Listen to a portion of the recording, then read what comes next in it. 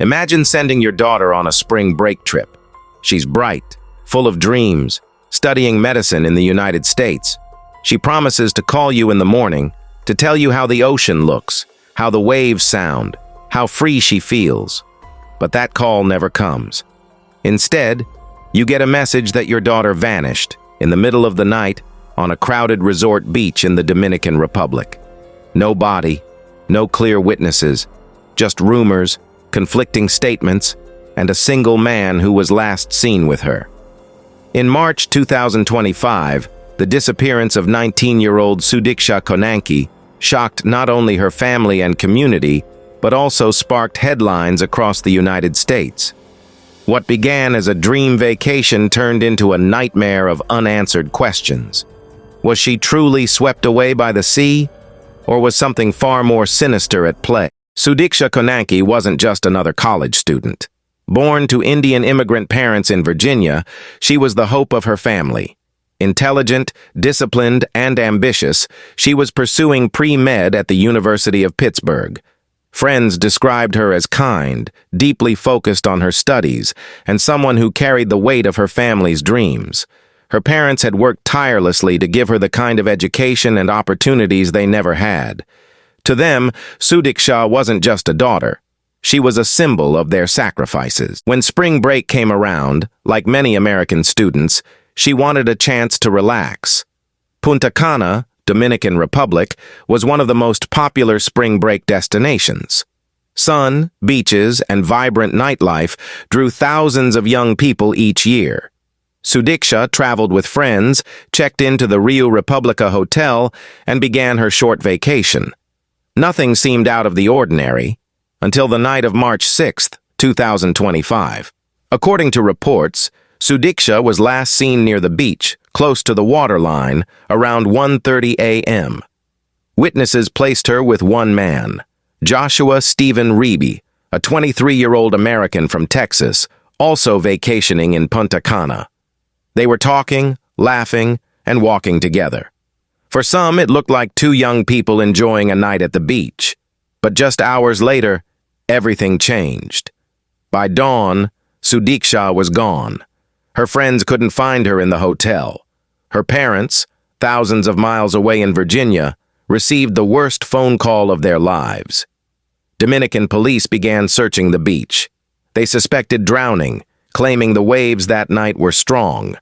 But strangely, her body never surfaced, despite searches along the shoreline and out at sea. And then came the detail that fueled suspicion. Joshua Reeby was the last known person to see her alive. Dominican authorities questioned Reeby. He admitted he had been with her, but denied wrongdoing. He claimed that Sudiksha went toward the water alone and that he left when she didn't come back. But investigators, and Sudiksha's parents, were not convinced. Why would a young woman, in the middle of the night, suddenly walk alone into the ocean? Where was her phone? Why did Reeby's story keep shifting in small details? Dominican Republic prosecutors held Reeby as a person of interest. The case became international news. Indian American communities across the U.S. demanded justice. Students and parents alike followed updates closely, shocked at how quickly a simple vacation had spiraled into tragedy. But as weeks passed, cracks in the case began to show. Dominican officials insisted drowning was the most likely explanation.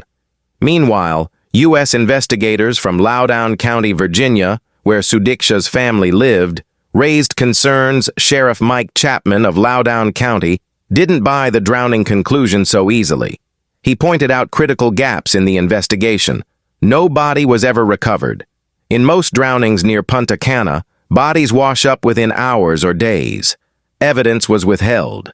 Dominican authorities never fully shared Reeby's phone records or forensic reports with U.S. investigators.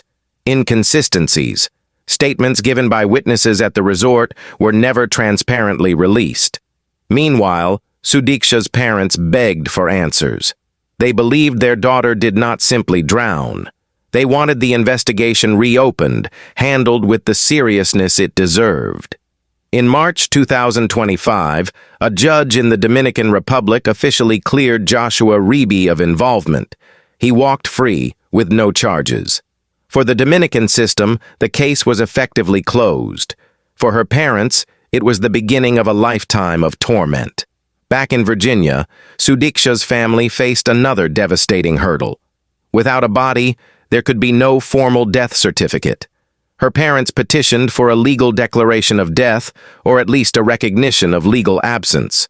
But Dominican law makes such declarations extremely difficult. It requires years of waiting, with specific legal conditions. For her parents, this meant being trapped in limbo. Their daughter was gone, but not officially dead. They couldn't properly mourn, couldn't move forward, couldn't even handle practical matters like education loans or legal settlements. They continued to press U.S. officials to demand more from Dominican investigators. They gave interviews, pleading that their daughter not be forgotten. But as of late 2025, the truth remains unresolved. So what really happened to Sudiksha Konkanki? Was she simply pulled out by a riptide, her body lost to the ocean? Or did someone ensure that she would never come back from that beach? Why was the investigation so incomplete, evidence withheld, and witnesses dismissed? Was it a matter of poor policing or a cover-up to protect tourism in the Dominican Republic? For her parents, for her community, and for everyone who has ever sent their child on a vacation, the case of Sudiksha Konkani is more than just a tragic disappearance. It's a chilling reminder of how quickly life can be stolen and how fragile the pursuit of justice can be across international borders. As of 2025, Sudiksha's body has never been found. Her family still waits, and the world is left asking, will we ever know the truth?